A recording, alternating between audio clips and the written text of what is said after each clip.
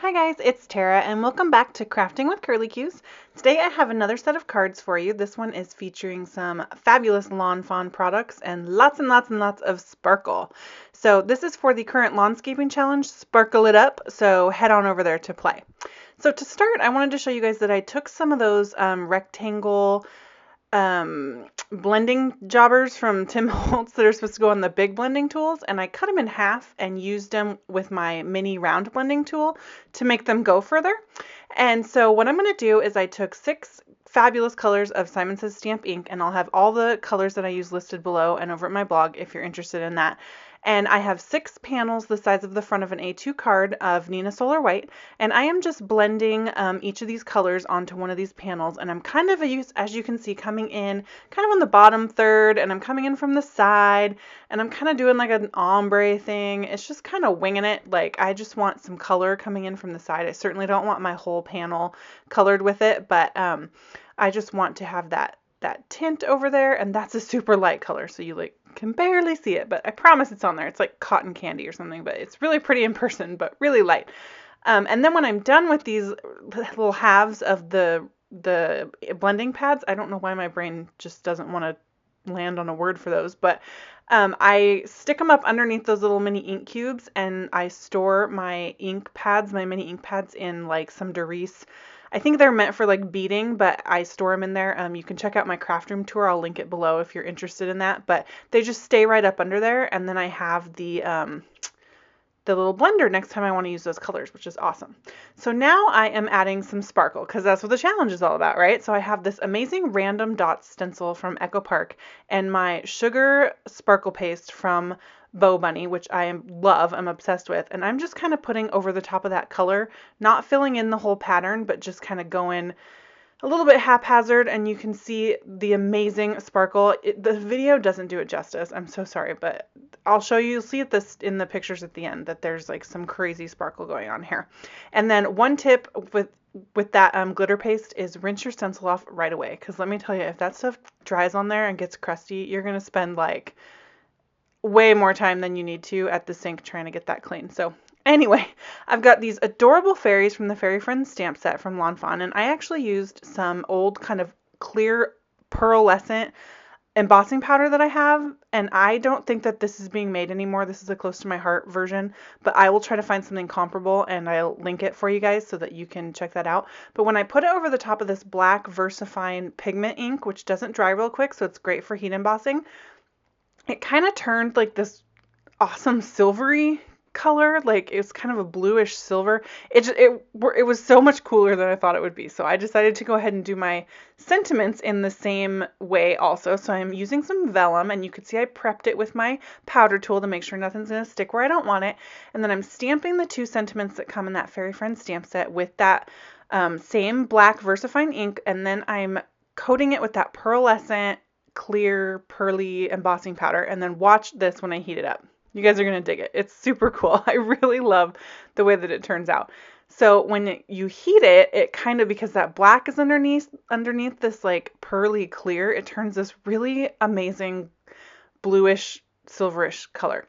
So now I'm going to use my beautiful Zig Clean Color Real brush markers to color in all 6 of these little fairies, because I am making a set of cards. That's my new thing, is I'm trying to make more than one card at once. So I'm going to list all the colors that I'm using up in the corner for you guys. I'm trying to get better at that. I actually wrote all these down on a sticky note while I was doing this so that I would remember to be able to put them on the video when I was filming, or when I was doing the voiceover and the editing, because I never remember with the zigs. With the Copics, it's easy because you can just put the cap up there, but the zigs, the name of it's like on the pen, and I just never remember to show it. And then when I do show it, I speed the video up, and it turns out that on the video you can't even see it because it's on and off the screen like too fast. So anyway, they're up in the corner. So if you want the name of those markers that I'm using, go ahead and check it out.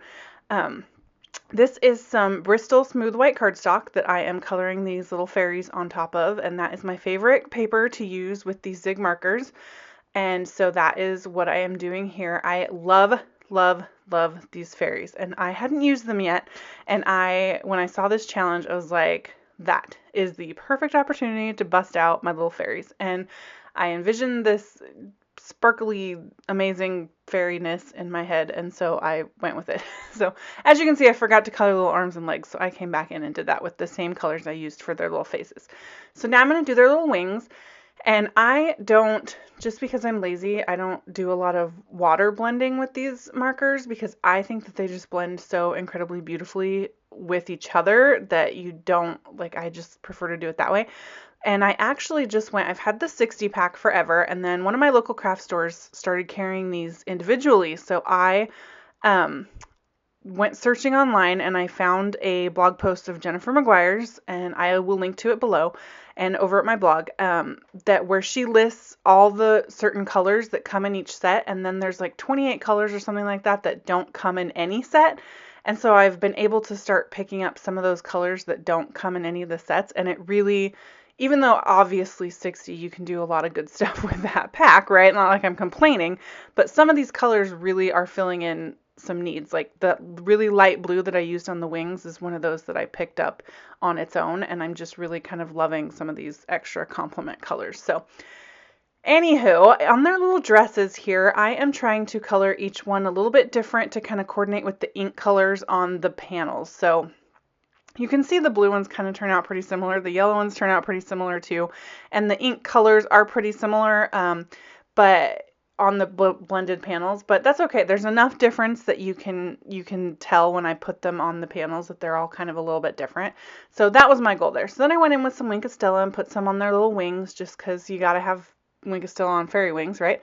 And then I used my brother's scan and cut machine to cut these little fairies out so that I didn't have to deal with that.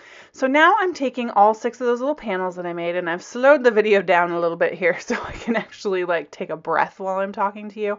I've discovered that when I make sets of cards, obviously it takes me longer. So then when I start editing footage, I've got like, I have to speed it up to get what I want in there for you guys, and it's really testing my speed talking abilities. So I cut those little panels down to be just a little bit smaller than the front of a A2 card, just on one side, because I'm going to kind of put some of that pretty perfectly plaid paper behind them.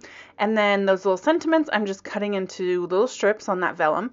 And I found a sheet of the perfectly plaid paper. I can't say that, perfectly plaid paper pad. Like, did they do that on purpose over at Lawn Fawn to make a tongue twister? But I found a perfect sheet in there that has actually all the colors that I used in my ink blended panels. So I was able to kind of just cut that one sheet down into some little strips and use it for every single card, which I think is fun because it's a set. So this really ties them together even more. So I thought that was awesome. So I'm putting a little strip of that perfectly plaid paper on the right side of my card base there. That took me way too long to think about which side of the card base that was. I'm embarrassed to say. But anyway, these are the things that if I didn't say out loud, you guys would never know. But for some reason, I can't stop myself. So each card base gets the same little strip of plaid paper here, and I'm just trimming it off. Sorry, I kind of get out of frame. I have to get really like up close and personal when I'm fussy cutting things. So that's why sometimes I'm like totally out of the frame, because I really have to stick my face right down in there to make sure that I'm lining things up right and not trimming the end of my card base off by accident instead of just that strip. So that is why I do that. So now that that is done, I'm going to start working with the front panels. And it was nice because while I was coloring in all those fairies and stuff, that glitter paste could dry. So there's the paper pad I used. And now that my glitter paste is all dry and I've already trimmed things up, I'm going to start assembling. So each card just gets a little vellum strip, and I didn't really pay attention to what sentiment went on what card. I've got 3 of each sentiment. I kind of tried to make sure that like both yellows didn't get the same one, but I honestly haven't even double checked to make sure that I did that correctly.